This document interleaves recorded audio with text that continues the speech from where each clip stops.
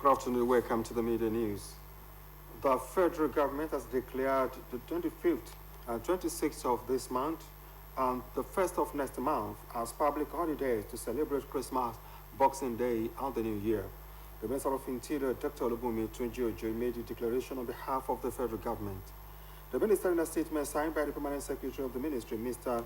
Magdalena Jani, extended warm greetings to all Nigerians, urging them to use the festive period to reflect on the values of love, peace, and unity that the season signifies. Dr. Tunji-Ojo emphasized the importance of the season as a time to foster harmony and strengthen bonds across families and communities. The minister also called on Nigerians to remain committed to the peace, unity, and progress of the nation for national development. In the meantime, the federal government said it had dispersed a total sum of 16.1 billion naira to 22 manufacturing concerns from the 75 billion naira set aside by the government to stimulate real sector growth. The Minister of Finance and Coordinating Minister of the Economy, Mr. Wali Edun, discussed this during the citizens and stakeholders' engagement on the implementation of presidential priorities and ministerial deliverables for the fourth quarter of the year in Abuja. Mr. Edun said that 3.5 billion was disbursed to 11,000 beneficiaries in 5 days from the Consumer Credit Scheme, which is targeting over 80 million Nigerians, highlighting that Nigeria needs to invest at least $20 billion per annum to achieve its economic targets and record a growth rate of about 6.3% by the year 2027. He noted that 25 million people have so far been reached under the direct benefit transfer in driving economic growth and facilitating infrastructural development. The Universal Basic Education Commission, UBEC, has reaffirmed its commitment to establishing digital libraries in basic education schools across the country, in addition to offering cost-effective ways of bringing educational resources to learners and teachers. The reaffirmation was made by the National Coordinator of UBEC Digital Resource Center, Professor Bashir Galandachi, while declaring open a 3-day training workshop on digital library and education resource management at the UBEC Digital Resource Center in Abuja.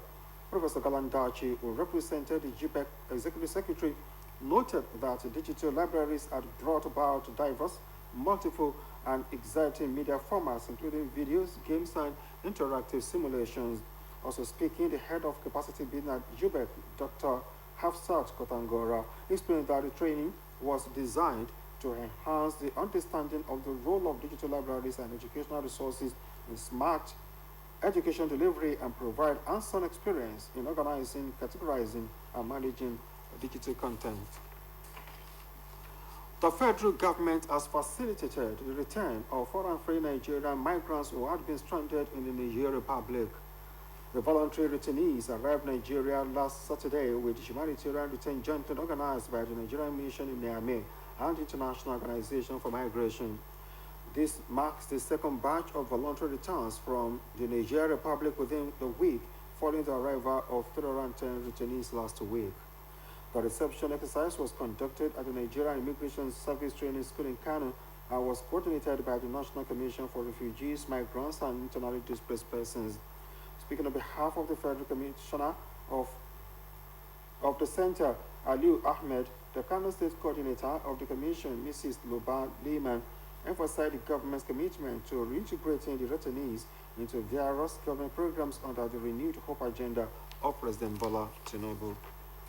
And out of sport, a two-time Grand Slam doubles champion, Max Purcell, has been voluntarily suspended for breaking anti-doping rules. The International Tennis Integrity Agency made an announcement adding that the 26-year-old is prohibited from playing in, coaching at, or attending any tennis event authorized by any of the sports governing bodies or national associations. The Australian, who is ranked 12th in the world for doubles, admitted to a breach of the regulations relating to the use of a prohibited method and are requested to enter into a provisional suspension. Under the suspension, it means he will currently not be able to play in the Australian Open at Melbourne Park in January. Purcell won the 2022 Wimbledon doubles title alongside fellow Australian Mark Ebden and the United States Open crown this year, partnered by Jordan Thompson. And on the foreign scene, Cyclone Shido has claimed 94 lives in Mozambique since making landfall last week. According to the country's National Institute of Risk and Disaster Management, the powerful storm injured 768 people and affected over 622,000, leaving a trail of destruction across the northern provinces. Beg your pardon. Shido hit Mozambique with winds reaching 260 km per hour and 250 mm of rainfall within the first 24 hours, causing widespread damage to education and healthcare. Over 109,000 students were affected as schools sustained significant damage, while 52 healthcare units were left inoperable, cutting off access to essential medical services in areas already underserved. It first struck Cabo Delgado province before moving inland to Niassa and Nampula regions, frequently battered by cyclones. And still on the foreign scene, Turkey's Foreign Minister Hakan Fidan has met with the head of Syria's new administration, promising help with the political transition and rebuilding the war-torn country after the fall of the Bashar al-Assad regime. In their meeting in Damascus, Turkey's foreign minister and Syria's de facto ruler Ahmed al-Ashara stressed the need for unity and stability in Syria as they called for the lifting of all international sanctions against the war-ravaged country. The meeting was coming 2 days after Turkish President Recep Tayyip Erdogan said Fidan will be going to Damascus to discuss the new structure in Syria. Addressing the news conference with al-Shara, Fidan said Turkey will continue to stand by Syria, noting that the darkest days of Syria are behind, while better days are waiting.